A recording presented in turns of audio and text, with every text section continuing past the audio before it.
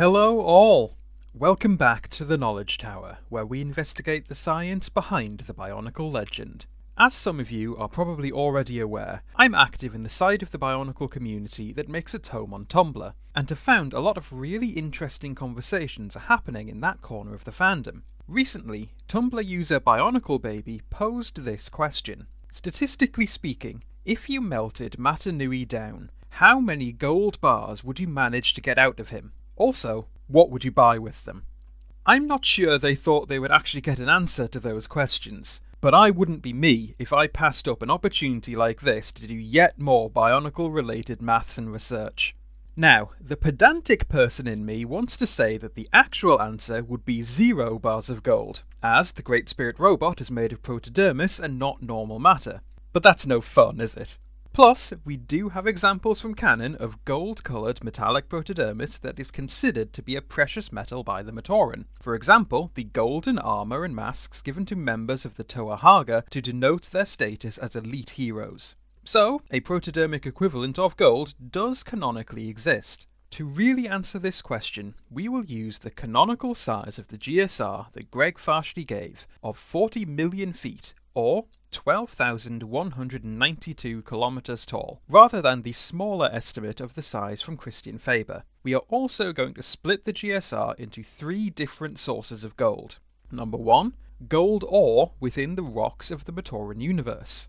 Number 2, dissolved gold within the liquid protodermis of the Silver Sea. And number 3, gold found within the GSR's version of the electronics and computers that run the functions of the robot as a whole. Let's start with number 1, the gold found in the rocks of the Matoran universe. In my previous video, Farshdi vs Faber, the true size of the Great Spirit robot, I determined that the total mass of the GSR was around 10 sextillion kilograms, or just a little less than the mass of the dwarf planet Pluto. I'll not rehash the calculations that arrived at those numbers here, but do check out that video if you want to know more. Using Fermi estimations, I further determined in that video that around 10% of the volume of the GSR was made up of the rocks that form the islands, seafloor, and domes of the Matoran universe. Estimating the rocks to, on average, have the same density as granite, that means we have about 1 sextillion kilograms of rocks to sift through to find our gold.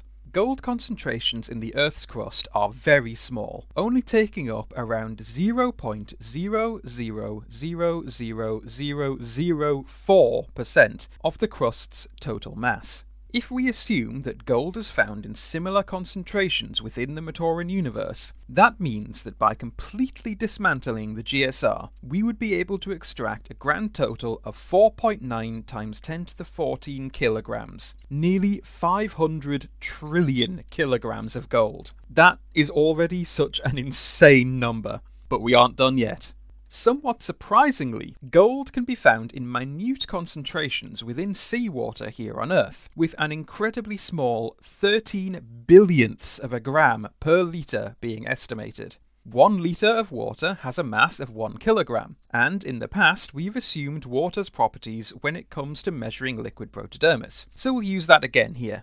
In that original GSR video, we estimated that the Silver Sea contained a little over 400 quintillion kilograms of liquid protodermis, which with our like-for-like assumption against earthly seawater gives us a total of 5.42 times 10 to the 12 kilograms, an additional 5.4 trillion kilograms of gold. But, once again, we are still not done. We now need to move to the robotics portion of the GSR.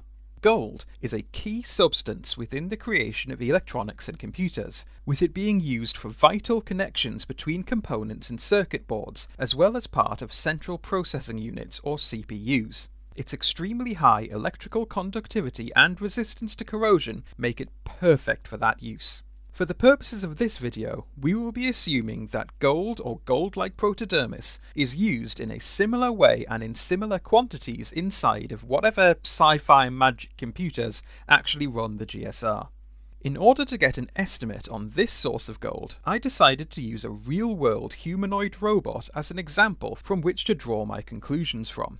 The NASA Valkyrie robot weighs in at 129 kilograms and has 3 onboard computers, each of which containing an Intel Core i7 Express CPU. Modern CPUs like these actually have as little gold in them as possible, only having the bare minimum needed to function at the required capacity. But older CPUs were far more liberal in their application of gold within their circuitry. Older CPUs could have as much as 0.5 grams of gold in them, while their modern equivalents only have around 0.1 grams. But because we like big numbers here on the Knowledge Tower, let's say our GSR CPUs are on the higher end of that scale.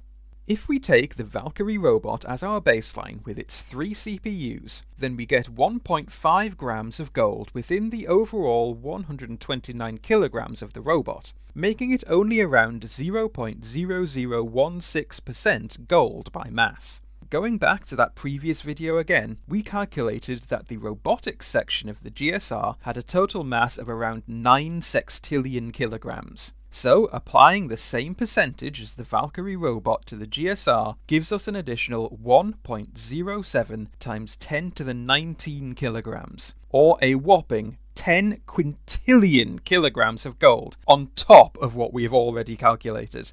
Putting all 3 gold sources together, that gives us a grand total of 10 quintillion, 697 quadrillion, 917 trillion, and 160 billion kilograms of gold.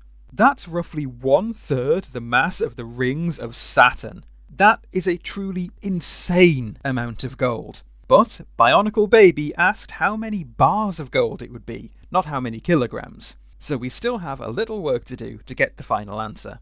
A standard gold bar has a mass of 12.4 kilograms, meaning that if you extracted all the gold from Mata Nui, you would get around 860 quadrillion bars. At the time of writing this script, a kilogram of gold is worth $94,104 and 59 cents. This means that a GSR's worth of gold would top out at a price of a little over $1 septillion. Given that the total gross domestic product of the Earth in 2020 was only $85.52 trillion, this means that your new pile of GSR mined gold would be worth 10 billion times more than the entire global economy. Although, if you actually had that much gold, it would become so common that it would pretty much lose all of its value. Hell, that much gold would be more mass than there is soil on the planet. So, it would wind up being worth less than actual dirt. What could you buy with all that gold? By one measure, quite literally everything. 10 billion times over, in fact. By another, absolutely nothing. I hope that answered your question, Bionicle Baby, and I hope you and everyone else will join me again soon for another Bionicle Science investigation here at the Knowledge Tower.